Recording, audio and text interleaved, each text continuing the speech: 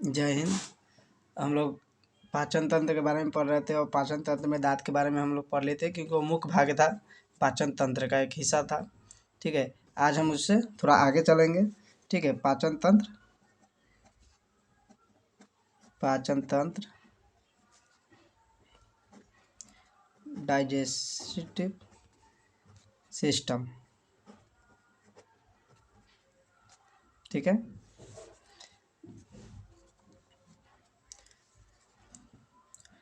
पाचन तंत्र देखिए, वैसे अंग जो भोजन को पचाने में सहायता करते हैं, ठीक है, उन्हें सामूहिक रूप से क्या कहते हैं? पाचन तंत्र कहते हैं। ठीक, इसमें जटिल से जटिल पदार्थ जो क्या होता है, छोटे छोटे टुकड़ियों में पदार्थों में बांट देता है जो पचाने में आसानी हो। बहुत सारा ऐसा चीज़ होता है जिसे टुकड़ी के डायरेक्ट क्या करते हैं, उसे ग्रहण कर लिया जाता है। जैसे पानी को पचाना नहीं पड़ता है बल्कि पानी को सोख लिया जाता है। ठीक है, विटामिन को पचाया नहीं जाता बल्कि सोख लिया जाता है। ठीक, ऐसे भी बहुत सारी चीज़ है। ठीक है, हम एक एक करके देखेंगे। पहले एक फिगर बना लेते हैं। ठीक है, ठीक,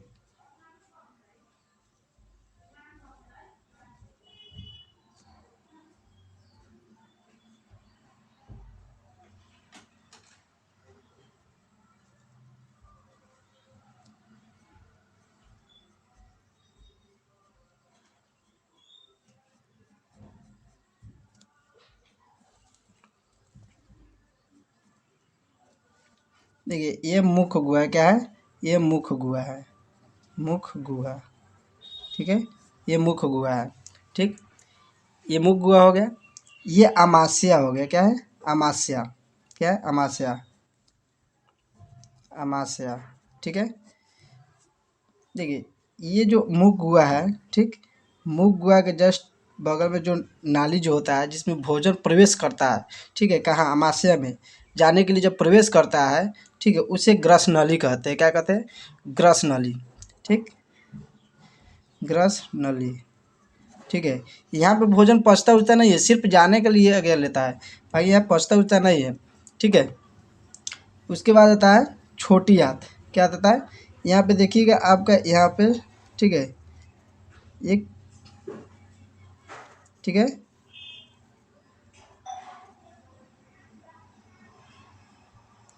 इस तरह से।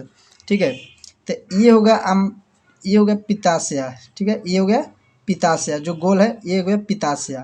ठीक है, पित्ताशय। ये हो गया यकृत, यकृत। ठीक है, यकृत। ठीक है, यकृत।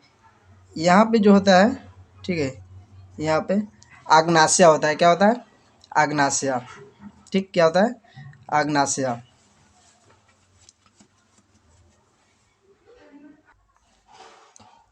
ठीक है, यहाँ पे क्या होता है? आग्नाशय। ठीक है, ठीक है, आग्नाशय। ठीक, ये होता है छोटी आंत। क्या होता है? छोटी आंत, छोटी आंत। ये होता है बड़ी आंत, बड़ी आंत। ठीक है, देखिए ग्रसनली, अमाशय, अमाशय, आग्नेयाशय, छोटी आंत, बड़ी आंत, पित्त और यकृत। देखिए मुख्य गुहा से जब भोजन जाता है, ठीक है, मुख्य गुहा से, ठीक, हालांकि पाचन तंत्र को दो भागों में बांटा गया है। कितने? दो भागों में। ठीक, एक होता है, पाचन तंत्र को दो भागों में बांटा गया है। ठीक है, एक होता है आहार नाल। ठीक है, आहार नाल। ठीक है, दूसरा होता है पाचक ग्रंथि। क्या होता है? पाचक ग्रंथि। ठीक है, पाचक ग्रंथि। ठीक, एक होता है आहार नाल, दूसरा होता है पाचक ग्रंथि। आहार नाल में यह मुख्य गुहा से प्रारंभ होता है। ठीक है, मुख्य गुहा से, यहाँ से, ठीक है, यहाँ से प्रारंभ होता है। ठीक, और ये गुदा तक ले जाता है, यहाँ तक ले, इसे क्या कहते हैं? गुदा। ठीक है, ये गुदा तक ले जाता है। ठीक, ये पाचन के समय भोजन जो होता है, पाचन जब तक ले पूर्ण रूप से ना हो जाए, ये पाचन तक ये भोजन कहाँ रहता है? आहार नाल में ही रहता है। कहाँ रहता है? ये आहार नाल में, इस आहार नाल में ही भोजन रहता है।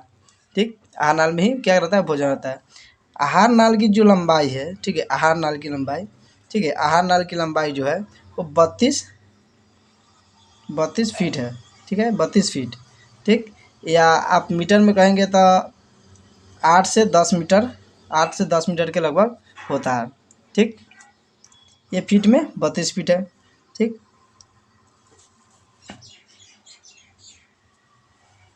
ये आहार नाल के जितने भी भोजन पचाने सब इसी में काम आते हैं, ठीक है। भोजन दूसरा बाहर से नहीं पचता, इसी में ग्रंथि भी पाए जाते हैं, ग्रंथि, पाचक ग्रंथि भोजन के पचाने के लिए, ठीक है। भोजन के पचाने के लिए इसमें ग्रंथि भी पाए जाते हैं, ठीक। हम अभी पाचन तंत्र के आहार नाल के देख लिए पूरा संरचना, और दूसरा के पाचक ग्रंथि, ठीक है। ग्रंथि का चैप्टर एक अलग है, ठीक है, हम वहाँ पे पूरा डिटेल से बता देंगे, यहाँ पे सिर्फ थोड़ा समझा रहे हैं, ठीक है। देखिए ये ग्रंथियाँ जो है, ठीक है, ये ग्रंथियाँ जो है भोजन को पचाने वाले एंजाइम का निर्माण करता है। किसे? भोजन के पचाने वाला एंजाइम को क्या करता है? निर्माण करता है, ठीक। इसके अंतर्गत लार ग्रंथियाँ, यकृत, पित्तशय तथा अग्न्याशय भी आ जाते हैं। यकृत, पित्तशय, ठीक है, अग्न्याशय, ठीक, ये सब क्या होते हैं? भाग ले लेते हैं कहाँ? भोजन को पचाने के लिए, ठीक।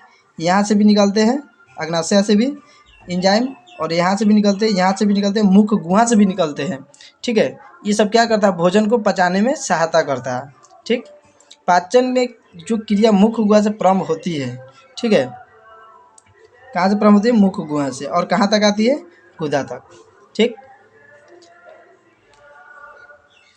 पाचन में जो होता है, ठीक है, पाचन में जब पाचन क्रिया जब चल रही होती है, ठीक है, तो पूर्ण रूप से, ठीक है, वो छोटी आंत में क्या होता है? पाचन क्रिया के सबसे पूर्ण रूप हो जाता है। यहाँ पे छोटी आंत में पूर्ण रूप से आकर भोजन क्या करेगा? पच जाएगा। उसके बाद से वो भोजन वेस्ट हो जाता है, इसीलिए गुदा के बाहर यानी वेस्ट पदार्थ बाहर निकल जाते हैं, ठीक। और बड़ी आंत में होता है क्या है? जैसे हमने भोजन पचा है, ठीक है, भोजन हमने छोटी आंत में पचा लिए, ठीक। तो भोजन पच जाने के बाद, ठीक है, उसमें देखिएगा थोड़ा लिक्विड फॉर्म में रह जाता है, यानी जल की मात्रा में ज़्यादा रह जाता है।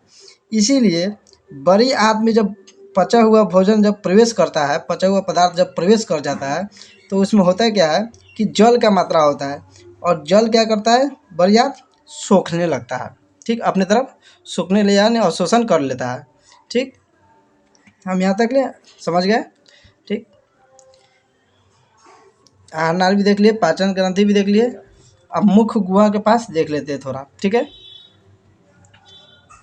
मुख गुहा की जो संरचना है एक तरह से बंद है, ठीक, कमरे के समान होता है, यानी ओट ऊपर के बंद करके रखता है, या उसके अंदर एक कमरा की समान होती है, ठीक। जो मुख गुहा के रास्ते से खुलता है और जबड़ों और ओठों के क्या माध्यम से क्या होता है?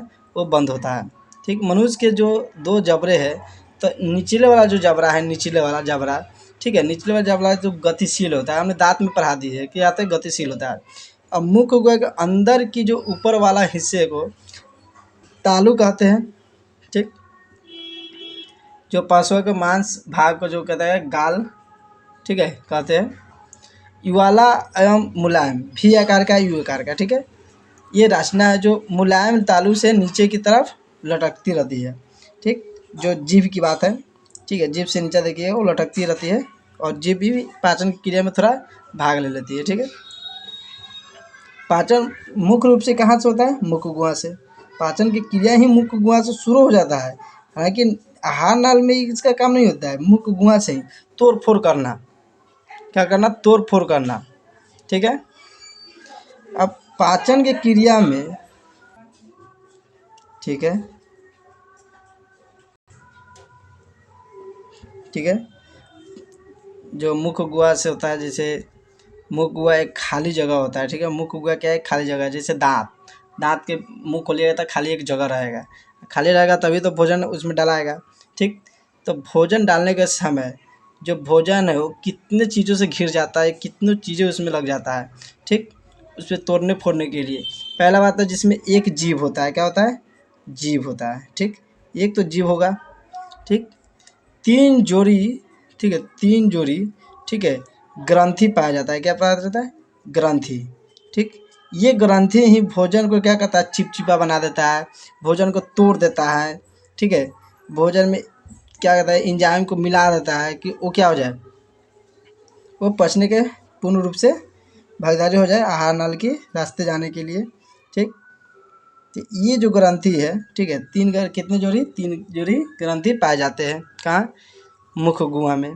ठीक, और 32 जो दांत पाए जाते हैं। ठीक है, ये 32 जो दांत पाए जाते हैं, ये सब क्या करते हैं, पाचन में एक महत्वपूर्ण भूमिका निभाती है। ठीक है, पाचन में क्या है, महत्वपूर्ण भूमिका निभाती है। मुख गुहा के परस्पर ये क्या बोलते हैं, एक मांस मोटी जो रचना पाई जाती है जिसे जीभ कहते हैं। ठीक है, जीभ कहते हैं। ये मुख गुहा से एक संरचना फ्रीनम के द्वारा जुड़ी रहती है। किसके द्वारा, फ्रीनुलम, किसके द्वारा, फ्रीनुलम। फ्रीनुलम से क्या होता है, जीभ जुड़ी हुई रहती है। ठीक है, फ्रीनुलम से जीभ जुड़ी हुई रहती है। ठीक, ये स्वाद के लिए अनुभव कराने के लिए जीभ का क्या होता है, ऊपरी सतह पे एक स्वाद का निकाय पाए जाते हैं, तो आगे पढ़ेंगे। ठीक है, मीठा, खाटा, नमकीन, ये सब क्या करता है, जीभ का एक भाग है जो स्वाद को बताता है, पाचन में कोई सहायता नहीं होता है। ठीक है, बाकी हम कल, यहाँ तक समझ में आ गया। ठीक है, कल हम चलेंगे ग्रंथि के बारे में। ठीक है, कल हम लार ग्रंथि की पूरा प्रक्रिया जानेंगे। ठीक, जब तक ये जय हिंद।